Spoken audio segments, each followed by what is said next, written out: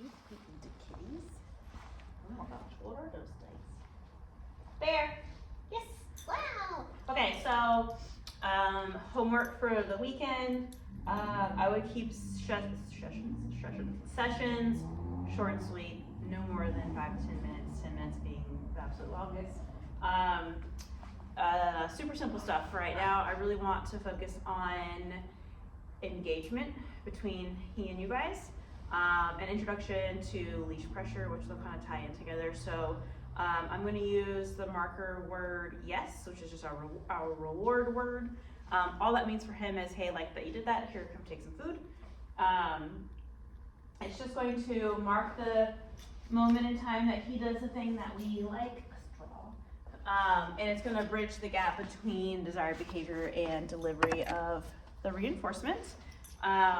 So what we're going to do is we're going to say his name, and when he turns and runs to us, the exact moment that he does that, we're going to say yes, and then we're going to go and offer him food. So I think where everyone gets tied up is they want to be ready with food first, and then they say the word yes. That doesn't matter, because the yes is marking the moment in time, and then it doesn't matter, you know, obviously we want it to be like within a realistic time frame, but it doesn't matter if there's a little lag between yes and delivery of food, because we've already marked that moment. So right now he's over there looking at the cat. Bear, yes. So I want him responding to the word bear, yes, the word yes, and not my movements of food. So I really like to focus on engagement up front. We're going to, obviously I've been starting in this training room where there's not a lot of distractions. I've just been allowing for more and more distractions as he's ready. So like today I'll let the cats be in the room. Bear, yes. And we're gonna move at his pace. So at home it could be like simple stuff in the living room, then maybe working out front or the backyard, and then adding in different things happening around him. We want to make sure that he wants the thing that we have to offer. I've just been using katapatas. I don't know what that is, but I'll think of them.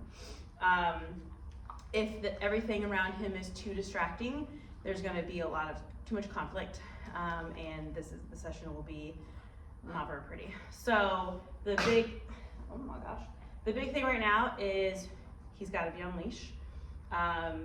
The leash is just there for a backup for when he doesn't pay attention. So again, we're starting out with minimal distraction so that I don't really want to need the leash. It's just there in case he totally blows us off, because I want to avoid him finding success in ignoring us, right? So we're going to have a slack leash when we say his name. When he looks back at us, then we say yes and reward that as he's moving towards us. I like to move backwards to make it kind of playful. Bear, yes. So he can kind of chase after his reward and up the prey drive aspect of our delivery of the reward. We've also been doing out. I say out and I toss the treat gently behind him so that he moves backwards to go get it. That's going to be how I out ask for space. He's learning how to give me space as I ask for it. So that way when we get into like teaching him not to jump, he has a default behavior to go into. The other thing, leash pressure when you're out walking, he is right now, I wouldn't worry on walks that are distant or longer. I'd worry about the teaching aspect of walk, right, like the leash mechanics and things like that. So if you stay within like 100-foot radius, not even that, and you're working on engagement, him coming back to you and all of those things, that's so much more better of an experience than him dragging you around and learning how to pull on the leash and getting reinforced with pulling. So what that's going to be is we're going to use our leash. Yes, we're going to just jiggle it a little bit. So right now he's meow meows. Bring the cats back here. Miso, meow, wasabi. Hi, hello. So when he gets distracted like that, I'm just going to tap on that leash a little bit. Yes. Yes. Just like we were doing before, but instead of saying his name, it's going to be the leash. So we're showing him how, yes, to turn off that leash pressure by turning back into the source of its pressure. So, yes. So it's important that we are just lightly popping, tapping, yes, on that leash and not a steady drag, because that's going to send him into opposition reflex. I want it to be almost like a little bit of an annoyance. So right here, yes, there we go. And as soon as he moves towards towards you, you're going to create slack again, and then yes and reward. So we're just showing him, yes, how to turn off that pressure by, again, moving back towards the source of the pressure. This one right here is gonna be controlled distractions, like the cats are just kind of hanging out or whatever.